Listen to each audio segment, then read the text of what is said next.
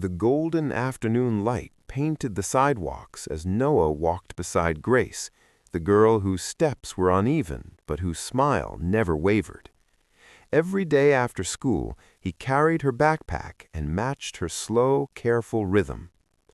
"Thanks for walking with me again," Grace said, her voice soft but full of gratitude. Noah smiled. "You don't have to thank me every day." "I do," she replied, "because not everyone would." Moments later, his father's truck pulled up beside them. The moment Noah climbed in, his father's face hardened. "Son, you need to stop that," his father muttered. "You look weak." Noah blinked. "I was just helping." "Helping," his mother cut in sharply. "People will take advantage of you. You have to be tougher, be dominant." Noah turned to the window, his reflection blurring with the sunset. Their words stung, and yet all he could think about was how Grace smiled when she felt safe. That night, Noah sat on his bed staring at the ceiling. The echoes of his parents' criticism filled the quiet house. At dinner, his father slammed his fork down. "You're too soft, Noah. Life isn't kind. It rewards strength." Noah looked up. "What if kindness is strength?" His father scoffed. "Kindness doesn't pay bills. Power does." Noah said nothing, swallowing the hurt. He wanted to believe his heart wasn't wrong, to believe that compassion wasn't a flaw.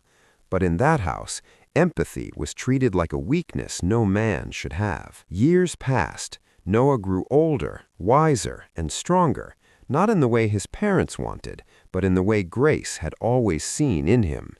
He graduated, worked hard, and built his own company, one grounded in empathy, respect, and purpose.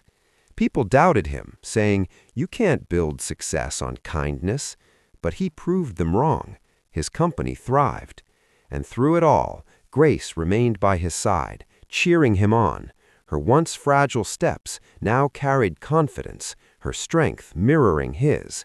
Together, they built not just a business, but a life defined by compassion. Then came the message, the one that made Noah's chest tighten. His parents had lost everything. The family business collapsed. His father was ill. His mother, exhausted, was weeks away from eviction. He stared at the email on his laptop for a long time. Memories rushed back. The cruel words, the cold stares, the way they dismissed him for caring too much. Grace entered the room quietly, placing a gentle hand on his shoulder. "You've already decided what you're going to do," she said softly. Noah nodded, a faint smile tugging at his lips. "Yeah, I have." A gray sky hung over his parents' nearly empty home. Boxes lined the walls. The air smelled of dust and regret. His father sat on the couch, coughing weakly, while his mother stared at the eviction notice. A knock echoed through the house. When his mother opened a door, her breath caught. "Noah?" she whispered. He stood there, taller now, dressed neatly, but it wasn't his appearance that struck her. It was the calm kindness in his eyes. Beside him stood Grace, her cane steady in her hand, her smile as radiant as ever. "Hi, Mom, Dad," Noah said softly. His father struggled to speak. Why are you here?" "To lift you up," Noah said, "like you once told me not to." Noah placed a folder on the table. Inside were papers showing that he had paid off their mortgage and cleared their debts. "You don't owe the bank anything anymore," he said. His father's voice trembled. "After everything we said, why would you do this?" Noah met his father's gaze. "Because strength isn't about revenge, it's about compassion. You taught me to chase power, but Grace taught me what real power looks like." He smiled faintly. "And it looks like this."